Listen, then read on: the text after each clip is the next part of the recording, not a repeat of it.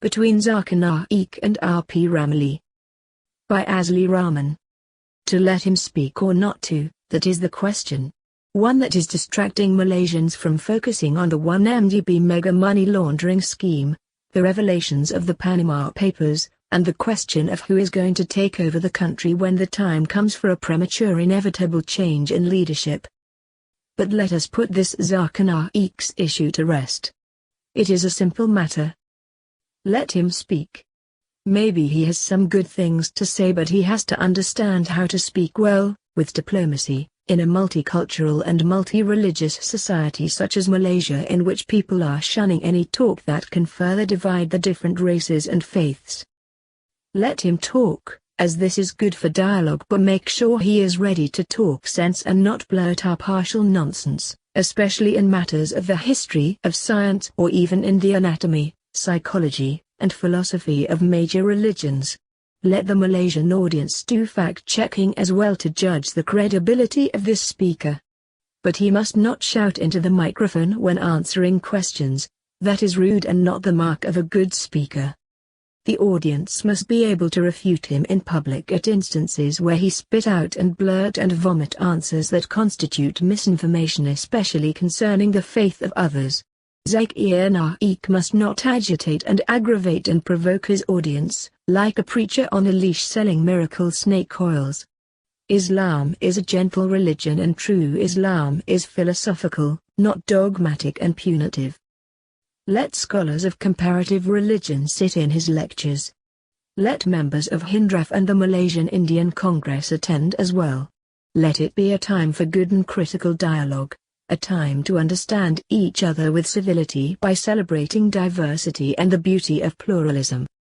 But on a similar note, the Malaysian government must also intellectual discourse to happen, especially in our public universities. Let Islamism, liberalism, Marxism, anarchism, punk rockism, Yohananism, Shananism, Justin Bieberism, ethical humanism, rock K-packism and all kind of non-violent isms be the varieties of discourse allowed, so that our students will not just be interested in making the biggest donuts, umbrellas of love, biggest dodel, biggest patayam floral arrangement, or the biggest of anything just to get into the Malaysian Book of Records. Let big ideas be the big thing in our biggest universities, so that our future leaders will not grow up and old to steal big money, big time.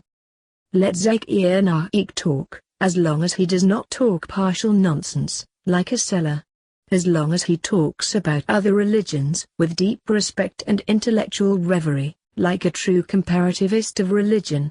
If he cannot control himself and behave and angers Muslims and non-Muslims alike, he will have to be taken off the stage or his microphone switched off. I think Malaysians are now very tired of religious bigotry or any kinds of talk that amplify and exacerbate all kinds of religious phobia, be they Islamophobia, Christianophobia, Hinduphobia or even pagan phobia. We are already, as a nation, phobic of what is going to happen to our debt-ridden beloved country run by those we voted into power yet turned into abusers, schemers, troublemakers, robbers, and oppressors. We are tired.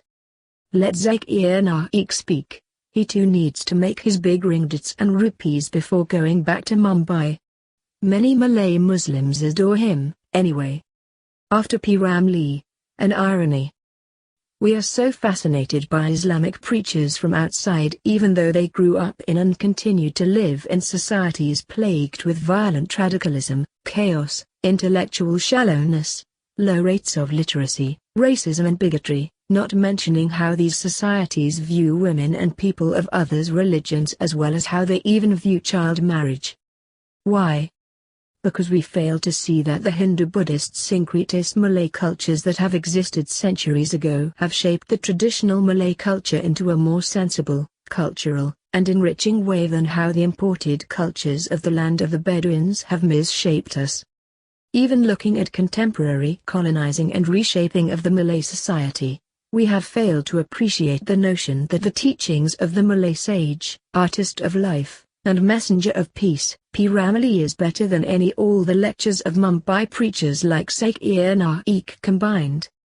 Who needs people from the land of the Talibans or the Deobandis or the Wahhabi or sects strange to the Malays to tell the people here how to behave like Muslims, when these are the societies in which the leaders are not good models of progressive Islam themselves? Time to get out of this ideological mess. We have imported lock, stock, and barrel of teachings that are mainly interested in emphasizing the length of one's robe and beard and how to maintain the subservience of women. Fair comment, I hope I have made. And it is good to be back writing in Malaysia keenly about the dearest thing to me, seeing this badly wounded nation heal beautifully again.